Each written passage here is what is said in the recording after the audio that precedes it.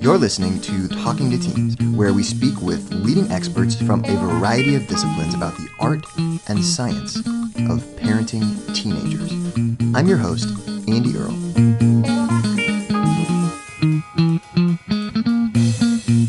Hey, we're here today with Derek Borthwick talking about how to communicate better with teenagers by understanding how to read their body language.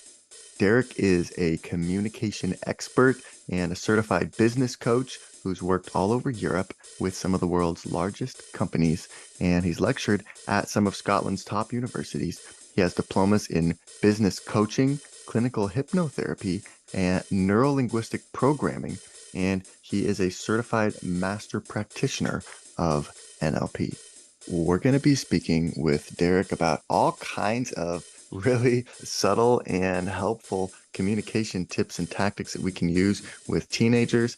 We're going to talk about how we can get teens to be more accepting of what we're talking about by giving them a reason. We're going to look at some of the mistakes parents often make in asking questions, and we're going to see how to ask better questions.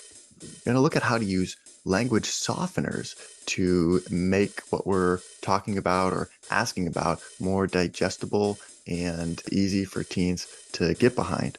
We're going to talk about presuppositions and how we can subtly presuppose things in our language so that our teens will just be more likely to go along with it.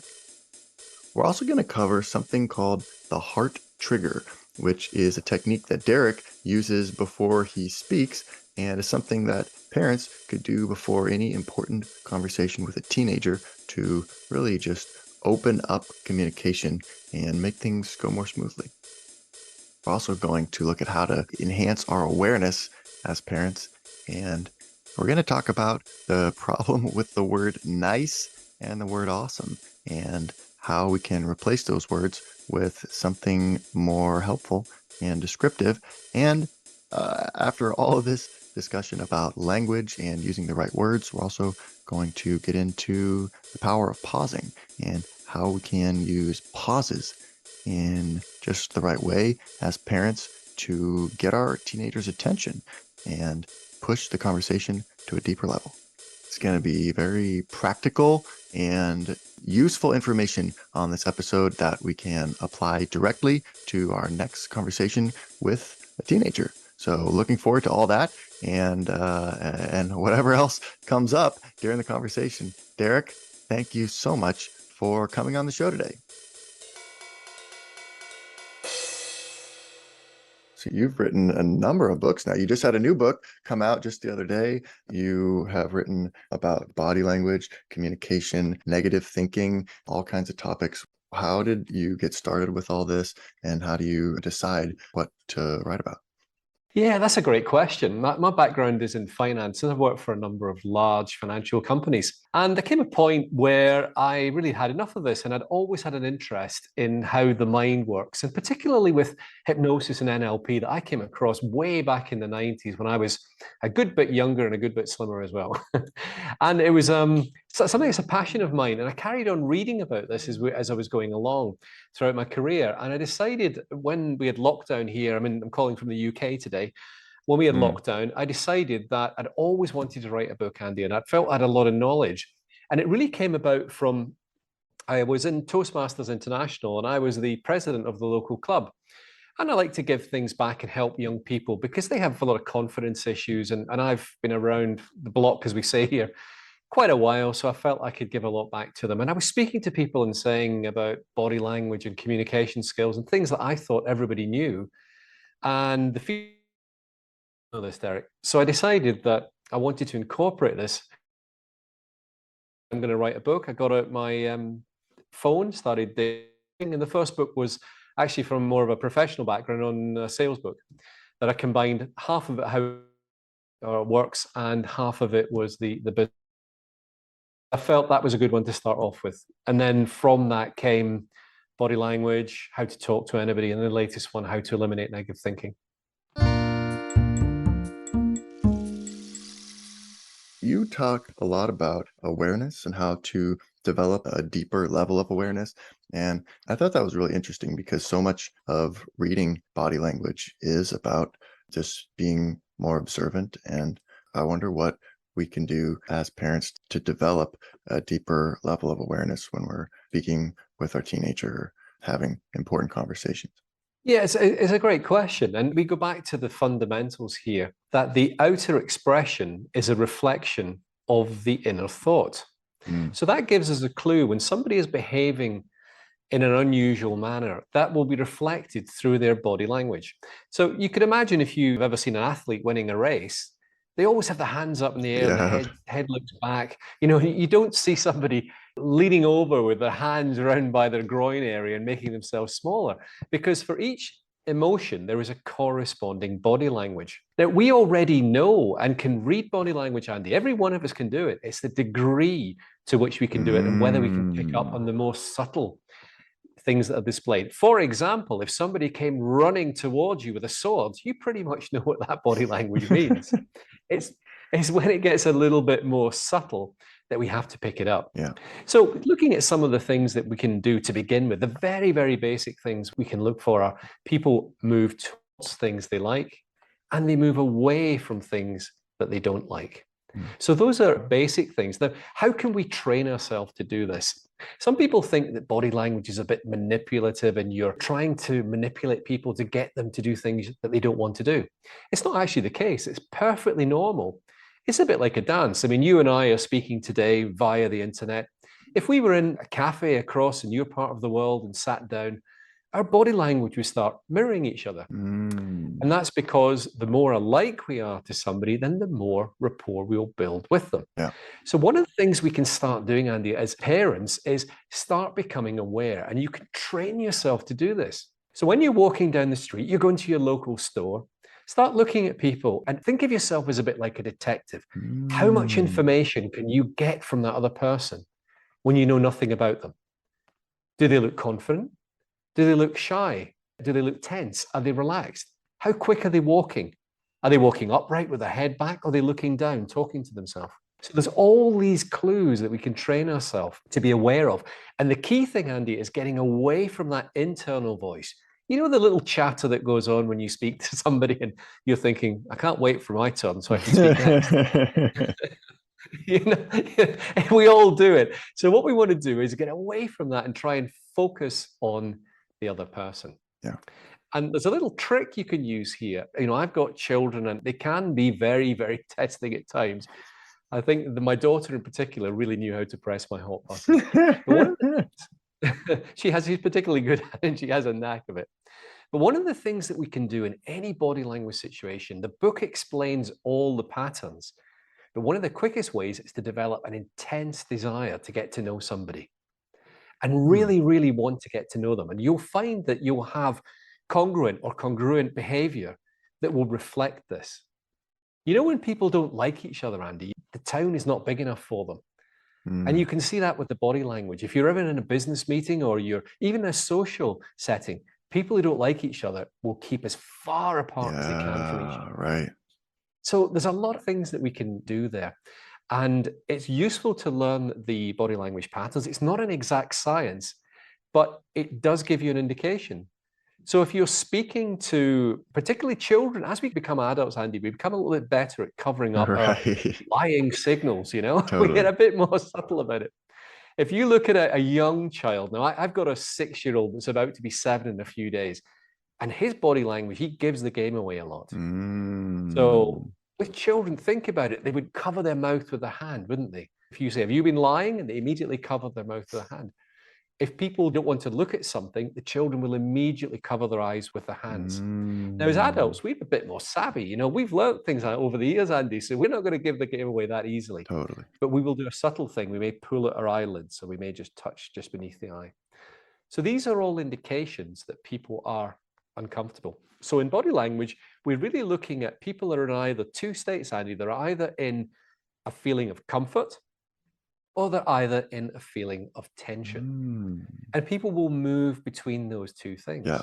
So, for example, you can read body language. If you see somebody with an angry face and they're gnarling their teeth at you and the bottom lip becomes, smaller, these are signs of distress and discomfort to an extreme level. So we can all read it. It's whether or not we can read the most subtle aspects. Hmm.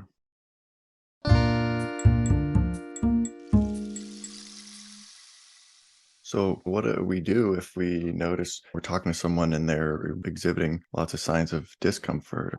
A lot of times I think when we're talking to teenagers, they're really closed off body language, and we get the feeling like they don't want to be talking to us, or they're kind of blocking their body with their arms or exhibiting signs of discomfort, as you're saying, I guess. So then you talk about mirroring in the book, but do we want to mirror that? Because then we're looking uncomfortable also. Or how do we respond when we get shutting down body language from a teenager? Yeah, I think when you're speaking to teenagers, one of the things that's important is to assess whether it's a good time to speak to them. It may be a good time for us, but it's not always a good time for them. And you're Mm, right that the mirroring would tend to be more useful with the adults. With the teenagers, we have to incorporate the use of language as well yeah. to try and get them to open up. And again, one of the things that we can do is my mother is particularly good, Andy, at pointing out my weaknesses. Ooh. And she's very good at telling me what I need to do. Now, as a parent, if I could give you one big bit of advice, and that is try and avoid telling people what to do. Yeah. So imagine we're sitting there. I'm in your office with you, Andy, or sitting next to you. Yeah. And I said, Andy, get me a coffee, will you? There's a little voice inside your head that goes, F you.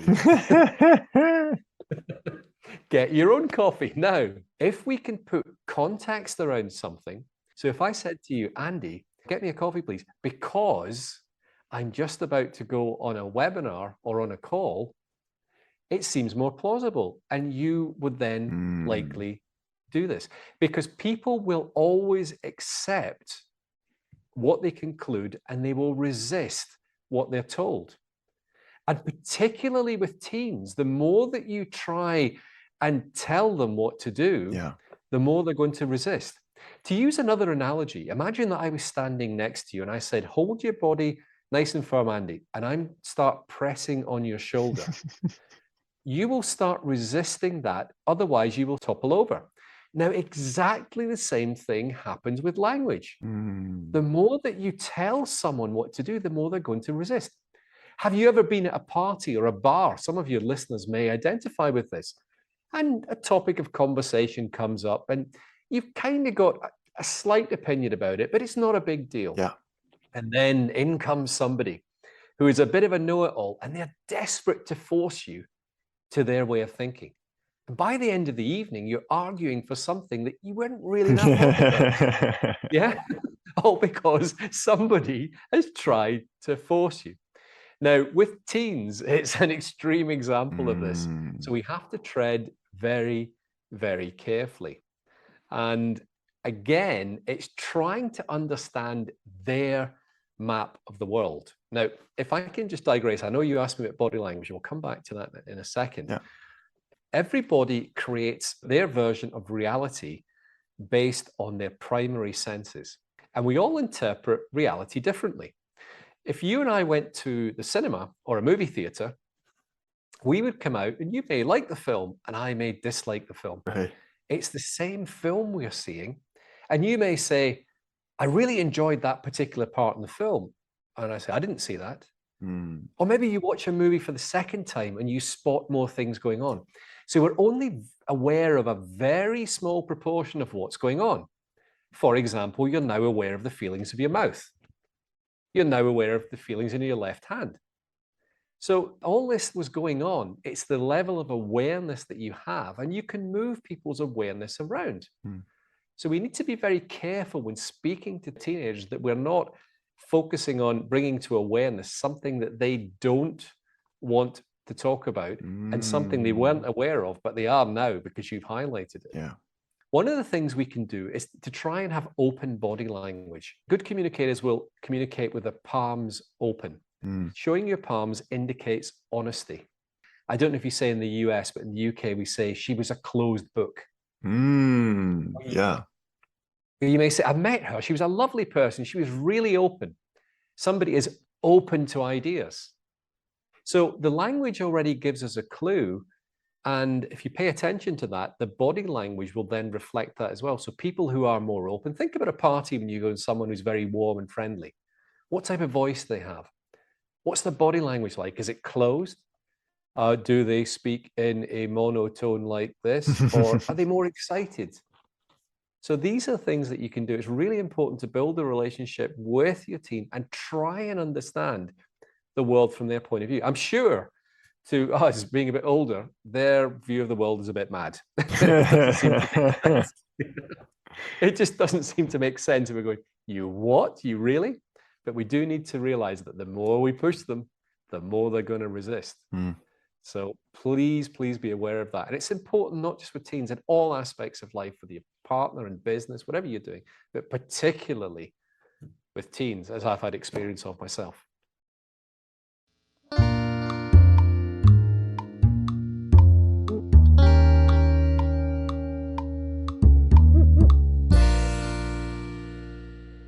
Well, and that also points to something that you talk about in your book on how to talk to anybody is questions, and how a lot of times I think we ask questions that aren't really helpful, or we ask them in a way that's not really helpful and that shuts down the conversation.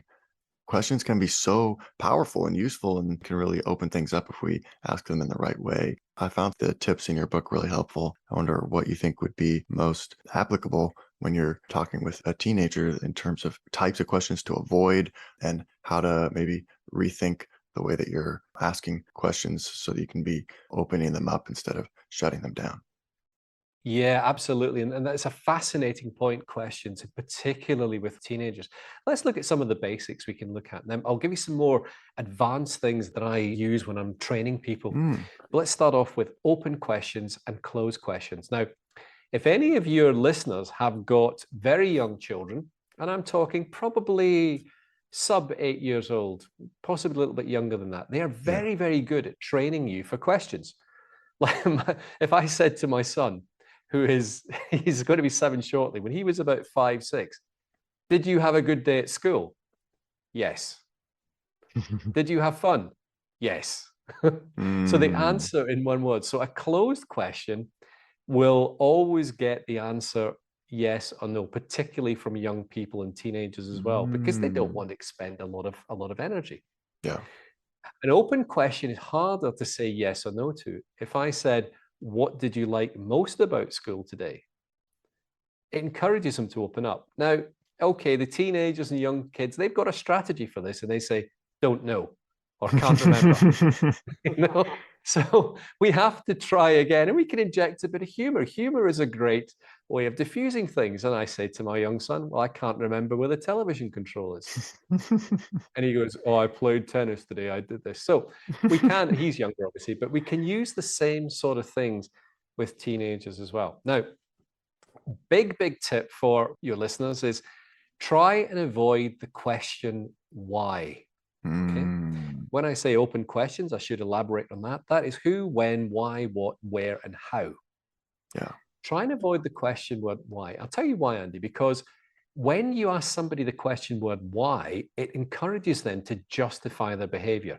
Great if you're a therapist or if you're trying to solve a particular problem. Not good in everyday communication generally. Yeah. See, for example, Andy, suppose that I was sitting next to you and I said to you, why did you buy that shirt? There's an element of, well, that's a bit cheeky. And then you would start justifying your behavior. Right. Now, Yeah. yeah. Now, notice the difference if I subtly change the language and I said, what was it you liked most about that shirt that made you buy it? Slightly different, isn't it? It feels different. It's Yeah. less intrusive. So try and avoid the question word why. If you're going to use why, okay, a little tip for your viewers is to use the word might because it allows people a get out. Remember me telling you to get me a coffee? Oh, yeah. If I said to you, why should you pay attention at school?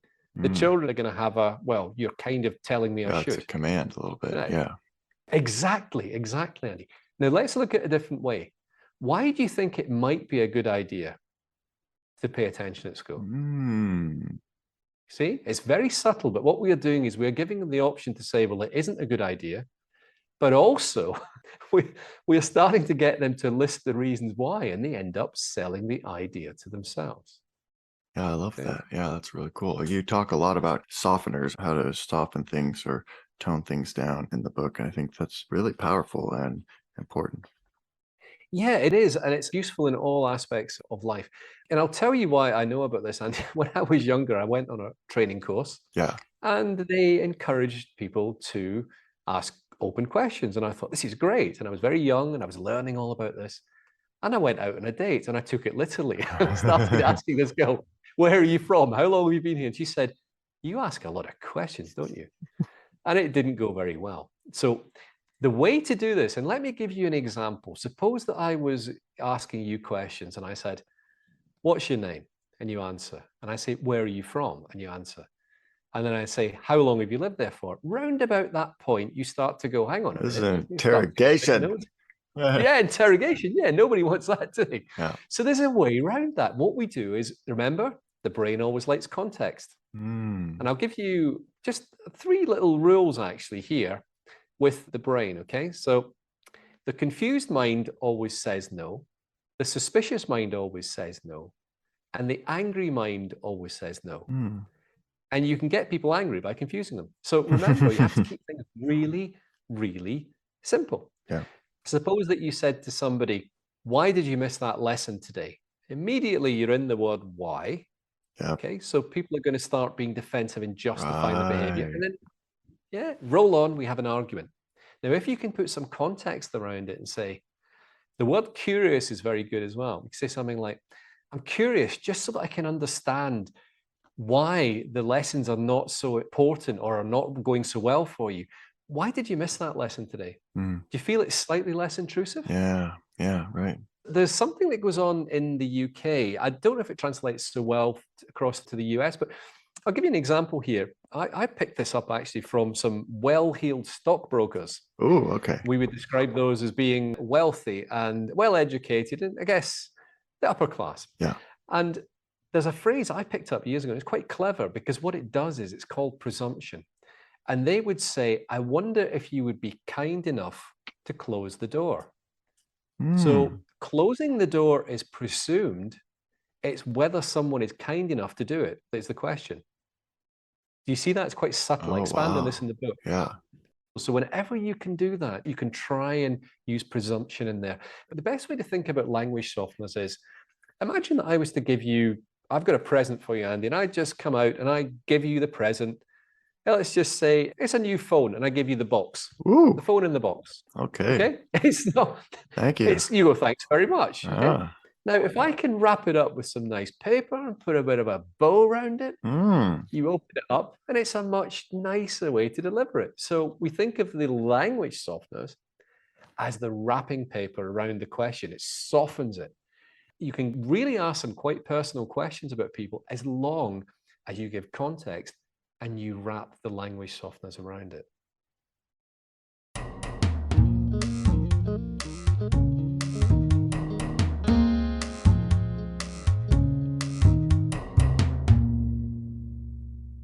This is really important, I think. And a lot of times I hear parents use more simple attempts at trying to placate or preface our questions with things like, now, okay, don't get mad, but I need to ask you about missing class today, or don't take this the wrong way, but and and I feel like that immediately, I don't even know what you're going to ask me, and I'm already taking it the wrong way, or I'm already mad. It's the right instinct. We know that we should kind of soften it somehow or put the little something else around it to sort of cushion the blow of what we're about to ask or tell our teenager. But I don't know. I've always felt like it comes off wrong when we use phrases like that. And what you're advocating here is, I think, a lot more effective. It is, and it's a wonderful example you've given there, Andy. I love that. Let me show you what I mean. The brain has to process information. So any suggestion you make, as I said earlier, you're now aware of the sensation in your mouth. You Yeah. weren't before. So for your listeners, whatever you do, don't think about a pink elephant. Okay. So please don't think about a pink elephant. So you have to, the way the brain works is you have to think about the pink elephant first and then you delete it. So if I say to you, and it's a wonderful example you've given there, don't take this the wrong way, it means the brain goes, right, okay, I need to take this the wrong way. Oh, he doesn't want me to do that, and delete. Now, with every word has an appropriate emotion that is associated with that. So first of all, to understand it, you have to visualize the pink elephant, or if Yeah. it's an emotion, Yeah. you bring How that would with I you. So take it the wrong way? What would that even look like? Oh, I see. Yeah. And what's the right way? exactly. And yeah. So using the word might is quite important. I'm going to share a little secret with you as well. Yeah. And that is, it's the way people are wired. Now, everybody is just that little bit selfish, including teenagers, particularly teenagers, Oh, and yeah. they're interested in what's in it for me. We're all tuned to that radio station, WIIFM. What's in it for me? Mm. Okay, so it's really, really important that when you're addressing somebody, that you cover that topic. And if you don't believe me, just I'm going to ask your listeners a question. Imagine that you've got a picture. A picture has been taken of you and all your friends. It may even be your family. Who do you look at first in that picture? Oh, yourself. Exactly. Now, we even do it with our own children, which is terrible. We should admit to that, but we do. That's the way we're wired. So, another little phrase that's really useful is what's important to you about? So, Mm. why might it be a good idea to attend the lessons? What's important to you about? And then that allows people to open up. It's much, much softer. Yeah. With teenagers, they can be testing because actually the young brain doesn't mature fully until the age of 25. That's when the risk center fully matures. And we know that because if you look at car insurance premiums, they're extortionately high for young people. And then as they get older, we start to assess risk a bit better. Yeah. We've all looked back at our early years and we've done some crazy things. So we have to identify that, remember, everybody has their own map of the world. And I know that life would be so much easier if everyone was just a bit more like us, but they're not. We've all got our own map. So we have to understand the other people's maps. And particularly the teenage map is quite a challenging map. But what's important to them may not be important to us, but we need to try our best to understand their version of reality, how they construct their map, and what's important to them, and allow them to express themselves. Challenging as it is. Hey, we're here today with Derek Borthwick talking about how to communicate better with our teenagers by knowing how to read their body language. And we're not done yet. Here's a look at what's coming up in the second half of the show. You can get a clue as to the way somebody thinks by the way that they walk. So if you imagine the old movies where you see the old-fashioned professor, he tends to walk with his head leaning forward. That's indicative that he's more cerebral. Yeah. Then there is people who walk with the chest open, and they're more heart-centric. And then you have the younger group of young men, we don't want to go there, and they lead with another part of the body. I'm sure we've all seen the swagger. So that gives you a clue as to how people are wired as well on the body language side. But getting back to the heart trigger, we can move awareness around. Now, what tends to happen is, and we're not going to go into the world of woo here, what we're talking about is things that help us program the unconscious mind to make us more congruent. If you think about this, all memories are a lie. They're a lie that we've created. It's not real reality. So people may worry and say, oh, I was at that party. I made a real fool of myself. People are not going to like me. The chances are, and I explain this as well, people won't remember. So the great thing is you created the memory, you can change it. If you think about perhaps a chat show where there's a famous actress or an actor on, and they're recalling an uncomfortable memory, something that was really troubling to them or an emotion, the eyes look down, don't they? Yeah. But when you recall, if I said to you, what's the color of the first front door in the house you lived at? Many people would have to think hard about that and they will look up. So you look up for visual and you look down for emotions. So if you're speaking to your teenager and they're looking down, you know they're in emotional access mode. Interesting. If they're looking up, they're accessing visual pictures. So if you can imagine if you're speaking to somebody and looking down and you say, I can understand this must be difficult for you. You know they're accessing the emotion. I'll ask you another question as well, Andy, just to sharpen our awareness. Yeah. If you're walking down the street and you see somebody looking down and to the left, they are talking to themselves. Now that's if they're right-handed, they'll look down to the left. If they're left-handed, they look down to the right. But generally speaking, if they're walking down the street and they're looking down, you know that person is having internal dialogue and accessing emotions. Hmm. And the teen will be exactly the same. Now, they tend to have more of this because they get involved. There's a lot of negative thinking and pressure on teens. Yeah. There's a lot of rumination goes on and overthinking because emotions and how they're perceived are important. Want to hear the full interview? Sign up for a subscription today. You get access to all the interviews I've conducted, as well as new episodes weeks before the general public. It's completely affordable, and your subscription helps support the work we do here at Talking to Teens. Thanks for listening. I'll see you next time.